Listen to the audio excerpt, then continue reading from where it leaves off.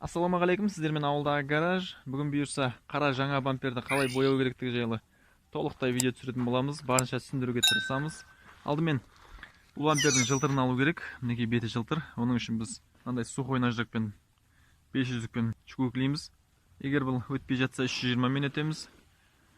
Қазір мінекей мына жерде былай басталады шкурка. Қатты езіп тастамау керек. Қатты басқан кезде мынандай жағдай болады қазір. Неге мынандай сызық пайда болады. Бұл сызық шкурка болды деген сөз емес. Ол сызықты жоғалтқанша бәрі бір тегіс қап-қара болып қалғанша әдемілеп шкурклейміз. Мына жерде қазір камераға көрініп тұр ма? Мына жартысы толықтай шкуркленді. Міне осындай қалыпта болу керек. Ал мына жағы міне әлі сызықтар бар. Осы сызықтардың бәрін жоғалтып, осы 500-пен қайта-қайта өте беру керек міне. Мынандай бір тегіс болып қалғанша толықтай шкурклеп шығамыз. Жылтыр жер краска ұстамайды, сол себепті толықтай шкурклеп шығу керек. Қуыс-қуыстарға дейін барлық жерін шкурклеу керек. Бұл алдыңғы бампер барлық тасты, желдің барлығын осы қабылдайды, сол себепті жылтыр жер қалдырмау керек. Бұйырса толықтай шкуркленіп дайын тұр. Бұрыш-бұрыштарына дейін әдемілеп шкуркледік. Мына жерлерін мынандай жерлерге дейін қалдырмай бәрін шкурклеп тастадық.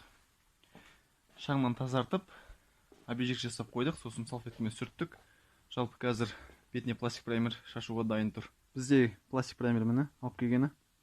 Қандай фирма екенін білмеймін, аны. Осындай пластик праймер. Жалпы ішінде 300 граммдай бар деп берген. Жақсылап бірінші араластырып аламыз. Бұған ештеңе қосылмайды. Прям пистетке құйып осын шаша береміз. Бір слой шашып қойдық міне. Мына жылтырап тұрғандар қазір кішкене мындай матовый болады, мына сияқты. Кішкене қазір сіңсін, сосын екінші слой шашамыз. Жалпы негізі жылтырамайды, бұл матовый болып тұрады. Негізі бір слойда жеткілікті деп айтады, бірақ біз екі слой шашамыз. Міне бізде бірінші слой полный кепті, міне матовый болып тұр. Уже екінші слойды шаша беруге болады. Екінші слойды шашып қойдық. Қазір бұл жылтыры толық кеуіп, мынандай жерлерін кеуіп бастады уже. Аяқтары әлі жылтырап отыр. Осы сіңгесін матовый болғаннан кейін бір 10 минут, 15 минуттай қойып қоямыз, кептіріп. Сосын грунтовка шашамыз.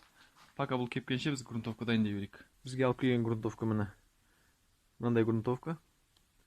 Қазір қалай араластыратынын көрсетемін.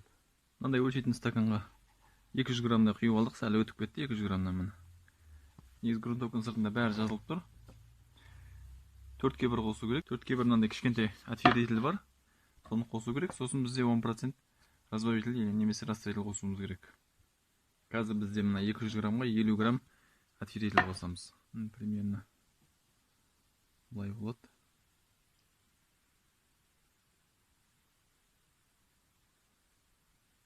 Елу граммнан кішкене асырамыз. Примерно осындай. Сосын мен мындай разбавитель пайдаланамын. Негізі кім не пайдаланды өзі біледі. Растворитель болса растворитель, разница жоқ. Мен қанша отвердитель қосам, сонша разбавитель қосам. Қазір бізде 50 грамм отвердитель, 50 грамм растворитель, разбавитель қосамыз. Кішкене артылып кетті, ештеңе етпейді. Енді өстіп араластырамыз бәрін. Бәрін араластырып дайын болғасын бізде пистолетке құю керек. Бізде мына бір пистолетпен постоянно грунтовка шашатын едік. Китайский пистолет. Жаңа жөтті праймер шашайын деп жатқан кезде бізде ауа өткізбей қалды. Қазір оны ашып отыратындай уақыт жоқ. Сол себепті мен праймерді мына пистолетпен шаштым. Бұл пистолет бізде постоянно краска пайдаланады, лак, краска. Енді мынаған қазір грунтовка құйғым келіп отқан жоқ, өйткені тесігін кеңейтуі мүмкін. Мына бір китайский пистолетпен қазір шашамыз грунтовканы. Енді грунтовкада бұны пайдаланбадық, по-моему, есімде жоқ. Бұл пистолетті вообще пайдаланбаймыз, баяғыда бір алып қойғанбыз. Қазір осыған құйып көреміз. Енді бізде мына жер жаман жер бар бұның. Мына жерден ауа жіберіп тұрады постоянно. Өйткені мына жақта китайский не тұр. Ал мына жақта мына евростандарт, бұлар уже ауа жібермейтін мынандай. Ауа шығармайды, мына жерден әдемі тұрады. Ал мынанікі басқаша. Бұл китайский стандарт па қалай? Бұл жерден ауа жіберіп тұрады, сол себепті мынандай скотч орап қойғанбыз. Қазір құйып көреміз, қалай шашатынын көреміз.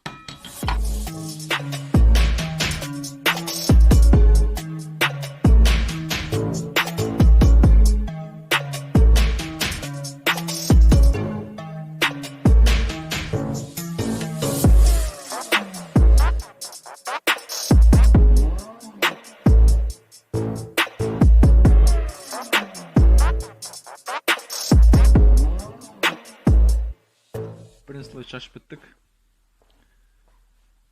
Қазір мына жылтырдың бәрі кеткесін. Бұл да екінші слой шашамыз. Мына жақтар уже кеуіп бастады. Екінші слойды кішкене грунтовканы сүйіп басам, мына песе что-то шашқысы келмей жатыр. Бірінші слой сәл қиындау болды. Қазір кішкене сұйылтып, сосын екінші слойды жібереміз. Бірінші слой бізде міне кепті. Уже екінші слой шашуға болады.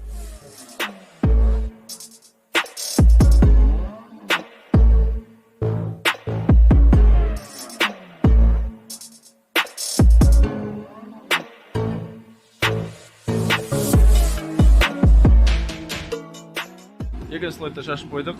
Негізі бұл грунтовка бізде 20 градуста 3 сағатта кебу керек. Мына жақта грунтовканың сыртында бәрі көрсетіліп тұрады негізі.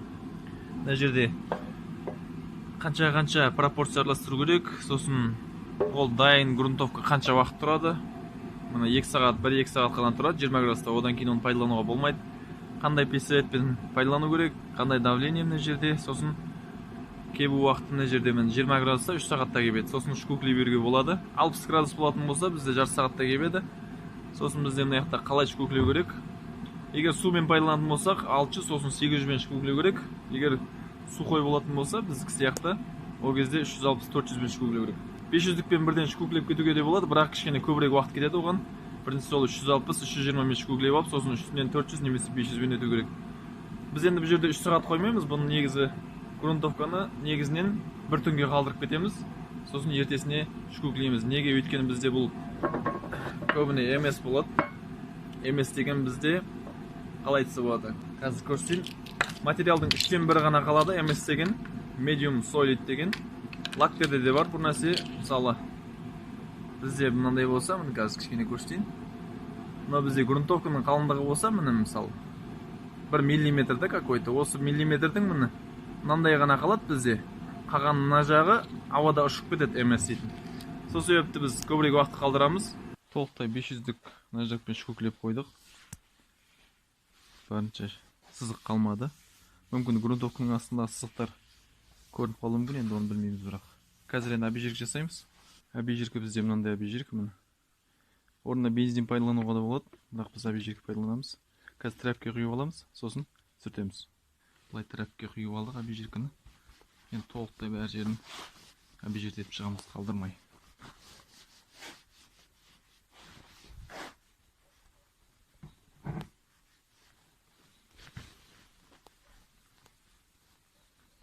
Алып келген красканы жақсылап араластырып ыдысымызға құямыз. 200 грамм құйып алдық қазір міне. Бұл жерде міне 200 грамм. Енді сұйылту үшін біз растворитель қосамыз. Бізде бар міне R12. 200 граммда растворитель қосамыз. Міне краскамыз 400 грамм болды қазір. Негіз постоянно краска біз мынандай 647 растворитель пайдаланамыз. Бірақ бүгін бізде жоқ болғасын R12-ні пайдаланып отырмыз. Барып алып қайтуға қазір кішкене уақыт кетіп қалайын деп тұр. Жалпы 647 растворитель краска болмайды дейді, бірақ білмеймін, бізде болып жатыр. 1-2 жылдан бері тұрған машиналарды көріп жүрміз. Кішкене кебу уақытын ұзағырақ қою керек. Красканың сұйықтығы қалай болады? Красканы жақсылап араластырамыз. Айтпақшы, кейбір краскілерде мысалы 1-ге 1 растворитель қосқан кезде қатты сұйық болып кетеді. Ал кейбір краскілер қоюырақ болып қалады. Сол себепті қазір біз тамшыны санаймыз. Бұл жерде 12 тамшы мен 14 тамшының арасында болу керек. Жақсылап араластырып санаймыз қазір. 1, 2, 3, 4, 5, 6, 7, 8, 9, 10, 11, 12, 13 тамшы ағуға ойланып отыр. Жалпы сұйықтығы осылай болады. Пистолеттің настройкасы бізде былай болады. Міне. Бізде материалдың беретін жолы міне. Краска беретін бұл бізде 0-ге қоямыз, жабамыз, полный қатырамыз. Сосын бет төбесіне маркермен сызып қойғам, оборот санау үшін. Бұл бізде 1,5 оборот болу керек. Міне. Айналдырамыз, босатамыз. 1 оборот айналып келді орнына. И жарты оборот міне. Ал мынау бізде бұл мына жақтағы бет үлкейіп кішірейтетін, не деп айтатын білмеймін. Таказа жабамыз, мынанда мына жағы кішкентай береді, мына жағы үлкен береді деп көрсетіп тұр. Таказа жауып, кішкене ғана ашып қоямыз болды. Ол примерно мынандай болады. Бізге қатты үлкеннің керегі жоқ. Қатты үлкейген сайын полоска тастауы мүмкін. Ауа бізде постоянно ашық тұр, өйткені компрессордан бізге 3 атмосфера постоянно келіп тұр. Мүмкін ол көп шығар, мүмкін аз шығар, білмеймін, бірақ бізге осылай ыңғайлы. Камераны осылай қойып қоямын, өйткені камера ұстап жүріп краска шашу ыңғайсыз. Сол себепті осылай тұрады. Енді бізде бұл краска серебристый металлик. Бұл мына грунтовканың үстіне қалай жатады, камераға қалай көрінеді білмеймін. Енді пока осылай тұрады, басқа бізде мүмкіншілік болмай тұр.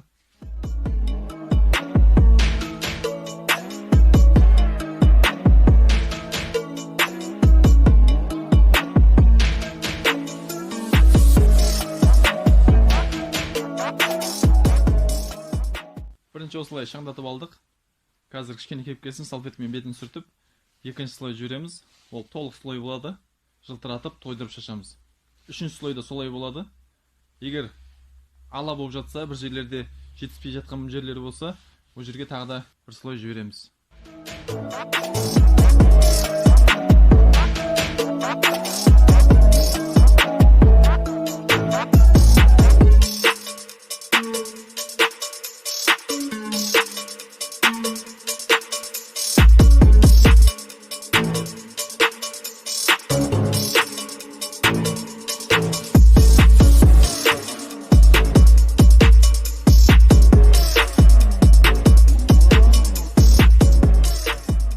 Осылай екінші слой толық шашылады.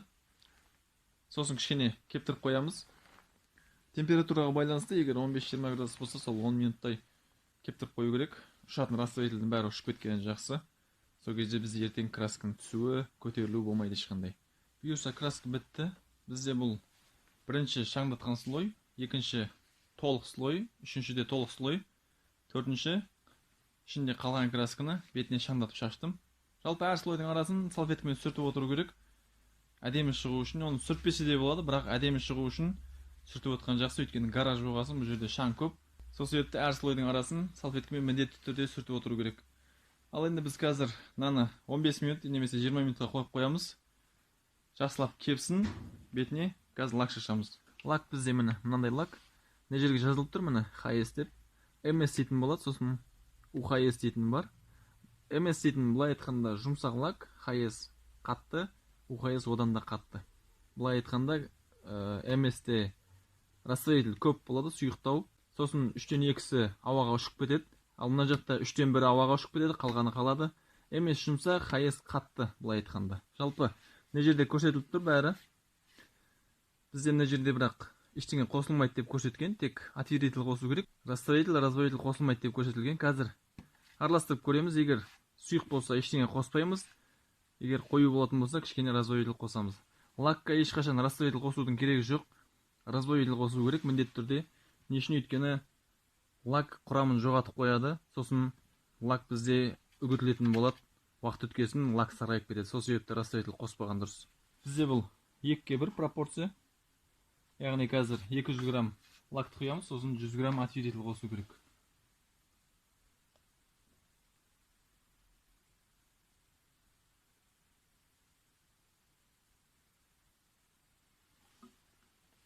Екі жүз грамм құйдық.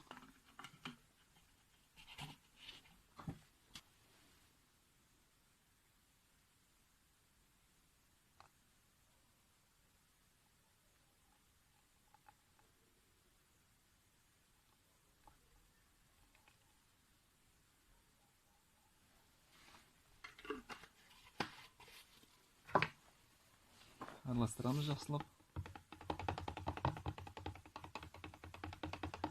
Бұл жақта да краска сияқты мен 12-14 тамшы аралығында шашам. Негізі әркім өзінің бір білгені бар. Біреу сұйылтып шашады, біреу қою шашады. Қатты сұйық шашқанның жаман жері, бірінші кезде әдемі тұрады жылтырап, бірақ уақыт өткесін ол жылтырын жоғалтып қояды. Сол себепті қатты сұйылтудың керегі жоқ. Негізі лактың сыртында қалай көрсетіп тұр, солай шашқан дұрыс. Бірақ гаражда енді кішкене қиындау болады негізі. Өйткені шаң тозаң, температура дұрыс келмейді.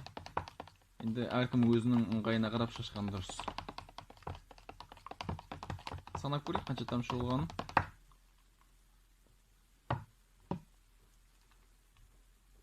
1, 2, 3, 4, 5, 6, 7, 8, 9, 10, 11, 12, 13, 14, 15, 16 кетті үш. 17. Жалпы кішкене бұл қоюлау деген сөз, сәл сұйыту керек. Көп емес, бір 50 грамдай құйып көрейік.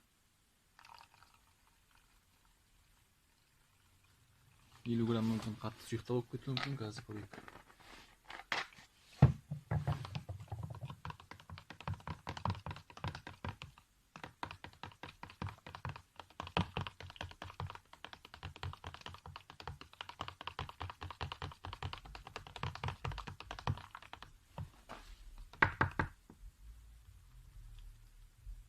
Bir, 2, 3, 4, 5, 6, 7, 8, 9, 10, 11,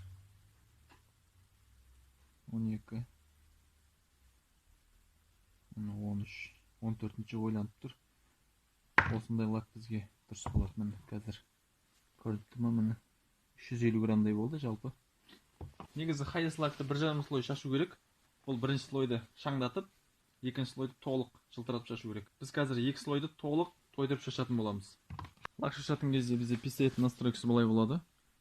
Жалпы қайттан қатырамыз. Санаймыз. Бір оборот. 1,5. 1,75 примерно осындай тұрады. Аз болып жатса екіге қарай апаруға болады. Бірақ мен осылай шашам. Мына жақтан бәрі бағанағыдай тұрады. Ауа бізде компрессор жақтан 3 атмосфера келіп тұрады постоянно. Салфеткамен жақсылап сүртіп аламыз, шаң қалдырмай. Сөйтіп лак шашып бастаймыз. Танымайтын лакты немесе бірінші рет лак шашайын деп отырған адам басқа бір бөлшекке шашып көру керек лакты. Қанша уақытта ағып кетеді, қалай жылтырайды, бір көріп алып, сосын барып бөлшекті бояған дұрыс.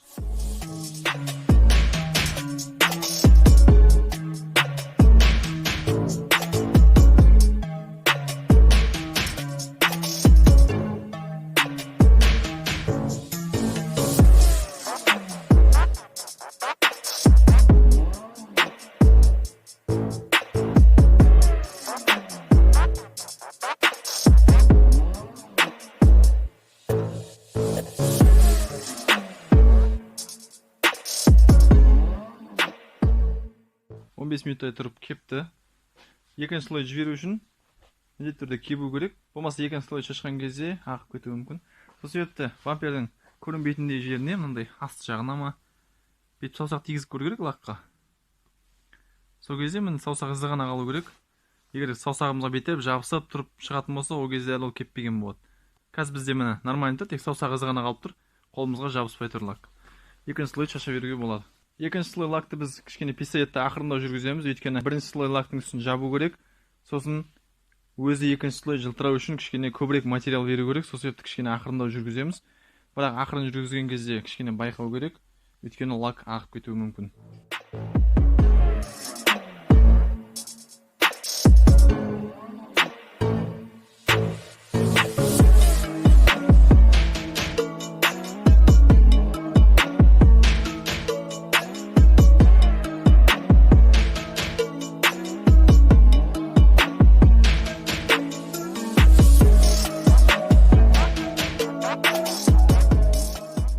Лакты шашып біттік.